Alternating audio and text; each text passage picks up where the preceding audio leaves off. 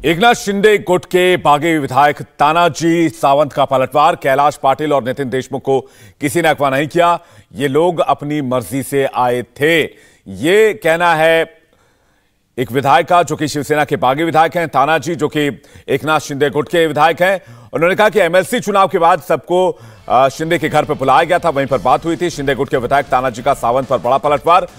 कैलाश पाटिल और नितिन देशमुख को अगवा नहीं किया गया था, ये लोग अपनी मर्जी से आए थे और ये लोग अपनी मर्जी से जुड़े थे।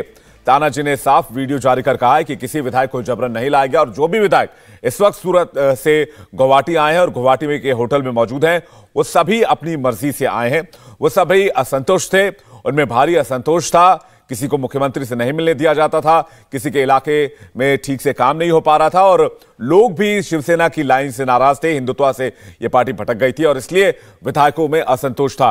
और जो बात कैलाश पाटिल के हवाले से कही जा रही है, उसका खंडन करते हुए तानाजी ने कहा कि किसी भी विधायक को जबरन नहीं लाया गया, किसी भी विधायक को जबरन अगवा नहीं किया गया, सब लोग अपनी मर्जी से आए थे। गाड़ी थांबवा, मला थोड़ा ये लोग अपनी मर्जी से आए। एमएलसी चुनाव के बाद शिंदे के घर पर बुलाया गया था, वहीं पर बातचीत हुई। शिंदे गुट के विधायक तानाजी सावंत का यह बड़ा पलटवार है। इससे पहले हमने बताया कि कैलाश पाटिल और नितिन देशमुख ने प्रेस कॉन्फ्रेंस कर कहा था कि अगवा किया गया था, जबरन लाया गया था और तानाजी कह रहे हैं कि ये लोग अपनी मर्जी से आए थे और उसके बाद वापस चले गए। एमएलसी चुनाव के बाद शिंदे के घर पर इनको बुलाया गया था। शिंदे गुट के विधायक तानाजी सावंत का यह बड़ा पलटवार है। राजीव हमारे साथ जुड़ रहे हैं, सीधे उनके पास चलेंगे। राजीव, ये वार पलटवार का सिलसिला तो लंबे समय से दोनों पार्टियों के बीच चल रहा है और खासकर एकनाथ शिंदे गुट और उद्धव ठाकरे के साथ जो विधायक हैं, लेकिन आज जो आरोप नितिन पाटिल की तरफ से लगाया गया उसका खंडन कर दिया गया है। बिल्कुल, देखिए, नितिन देशमुख और उसके बाद में दूसरे विधायक की तरफ से जो आरोप लगाए गए थे उसको सिरे से खारिज कर दिया गया है। तानाजी सावंत इस बात का स्पष्टीकरण दे रहे हैं कि उन्हें तो लेकर जाने वाले ही वो शख्स था तो अब आरोप लगा रहा है। विधान परिषद चुनाव के बाद उन्होंने खुद उनको अपनी गाड़ी में बुलाया, बैठाया, थाने के नंदन में लेकर गए, वहां पर जाकर सारी चर्चा हुई। चर्चा होने के बाद में उसी गाड़ी में गुजरात से कोस्ट तक गए और पर उन्होंने चूंकि लगातार फोन पर बात कर रहे थे, संपर्क कर रहे थे, जिसमें उन्होंने कहा कि उन्हें लघुशंका के चलते बाहर जाना है, गाड़ी से रुकना है गाड़ी को, और उन्होंने तो रोकी, जिसके बाद उन्होंने कहा कि उन्हें डर है, वापस जाना चाहते हैं। तो तानाजी सावंत ने सिरे से इनकार कर दिया कि आप ही लेकर आए मुझे और आप डर दिखा रहे हैं, ये कैसे संभव है। बिल्कुल, और देवेंद्र पराशर भी हमारे साथ जुड़े हुए हैं। राजीव, आपके पास वापस लौटेंगे। देवेंद्र, सवाल यह है कि शिवसेना किस प्लान पर काम कर रही है, क्योंकि एक शिवसेना ने शर्त रखी कि हम महाविकास अघाड़ी से अलग होने के लिए तैयार हैं, आप सब वापस आ जाएं। दूसरी तरफ ये भी कह रहे हैं कि विधायकों को अगवा किया गया है। क्या ये पैनिक कर गए हैं या फिर अलग अलग हल्के से अलग अलग बयान दिए जा रहे हैं, पार्टी एकजुट नहीं है? संजय राउत का जो बयान है कि अलग हट जाएंगे गठबंधन से, वो आप कहें तो एक स्ट्रक्चर्ड सोच के तहत नहीं है, बस उन्होंने बोल दिया है। ऐसा नहीं है कि शिवसेना वो काम करने जा रही है, क्योंकि लगातार अभी भी जो उनके सलाहकार हैं वो एनसीपी और कांग्रेस के साथ ही हैं, उन्हीं नेताओं के साथ लगातार संपर्क हो रहा है। और कल ही उद्धव ठाकरे से जब उनकी बैठक हो रही थी विधायकों के साथ, तो उनमें से हमारे जो सोर्सेज है वो बताते हैं कि किसी विधायक ने ये कहा कि लेकिन गठबंधन तो बीजेपी के साथ ही अच्छा रहेगा।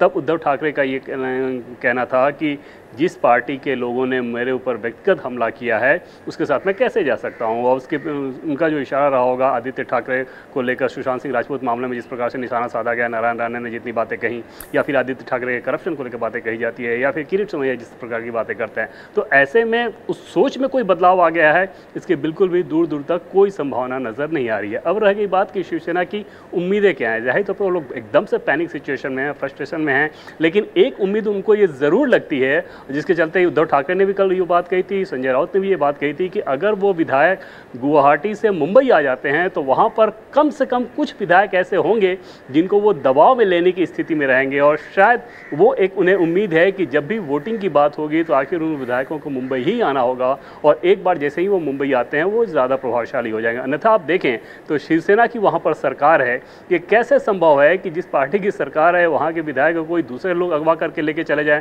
दूसरी बात कि ऐसा कौन सा काम करते हैं शिवसेना के इतने सारे विधायक, इतना गलत काम कौन सा करते हैं जो सब ईडी से डर कर चले जाएंगे। ये सारी चीज़ें ऐसी हैं जो कि खुद शिवसेना को कटघरे में खड़ा करती हैं। लेकिन कुल मिलाकर कोशिश ये उनकी ये ज़रूर है कि एक तरफ विधानसभा में डिप्टी स्पीकर के मार्फत कुछ कराया जाए, दूसरी तरफ जब वो विधायक वापस मुंबई आएँ तो उनमें से कुछ को अपने पाले में, अपने प्रभाव में, अपने दबाव में लिया जाए। और ऐसा करने में शिवसेना कम से कम मुंबई में एक कोशिश ज़रूर कर सकती है। जी, ये सियासी खेल आखिर कब तक चलेगा देवेंद्र, एक छोटा जवाब। कम से कम ऐसा लग रहा है कि अभी 4 से 5 दिन तो ये चलना ही चलना है। जैसे आज या कल अगर वो राजभवन में ज्ञापन देते हैं, एक समय अपना अविश्वास जताने का एक पत्र देते हैं, तो उसके बाद फिर राजभवन उद्धव ठाकरे को बुलाएगा और राज्यपाल उनसे ये कहेंगे कि आपको फ्लोर टेस्ट के लिए जाना चाहिए हाउस में, और उसमें कम से कम 4 से 5 दिन का समय भी लग सकता है। तो कुल मिलाकर आप मान सकते हैं कि ये पूरा सप्ताह इन नाटकीय घटनाक्रम के लिए रहेगा। और इसके अलावा कोर्ट की जो दहलीज है वो तो खुली हुई है। बिल्कुल देवेंद्र, एक और सवाल कि बीजेपी इस वक्त क्या प्लान कर रही है? बीजेपी का सब कुछ निर्भर कर रहा है इस बात पे कि एकनाथ शिंदे का लेटर जैसे ही जाता है राजभवन, तो उसके बाद अगर ज़रूरत पड़ी, हालांकि बीजेपी ऑलरेडी विपक्ष में है, लेकिन अगर ज़रूरत पड़ी तो वो भी एक नंबर्स देंगे ताकि भगत सिंह कोश्यारी को ये भरोसा हो जाए वहाँ के राज्यपाल को कि महाराष्ट्र की मौजूदा सरकार अल्पमत में है, और उसके बाद वोटिंग की नौबत आए। और वोटिंग को लेकर बीजेपी पूरा गणित ये भिड़ाएगी कि जो भी एकनाथ शिंदे के साथ वहाँ पे गुवाहाटी में हैं, वो जब वापस मुंबई भी आए वोट करने के लिए तो उनके ऊपर किसी और प्रकार का प्रभाव ना आ जाए, ताकि यहाँ से वो छिटक के दूसरी तरफ ना आ जाए। तो सबसे बड़ी चुनौती यही रहेगी कि नंबर्स गेम को लेके कि अगर फ्लोर टेस्ट की नौबत आती है तो उसमें उद्धव ठाकरे हारें। देवेंद्र, एनसीपी और कांग्रेस के बारे में भी जरा आपसे जानना चाहेंगे।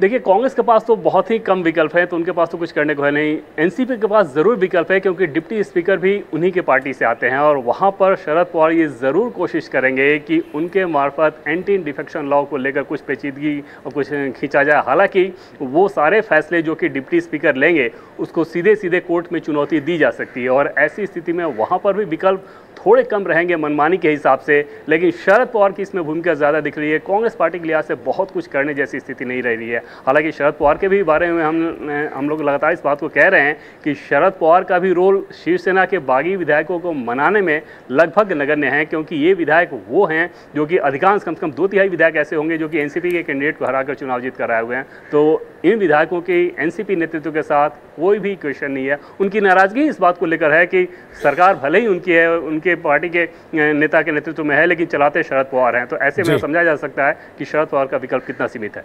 इंडिया टीवी हर वक्त हर जगह डाउनलोड करने के लिए सर्च करें India TV news Google play store या ऐप स्टोर पर।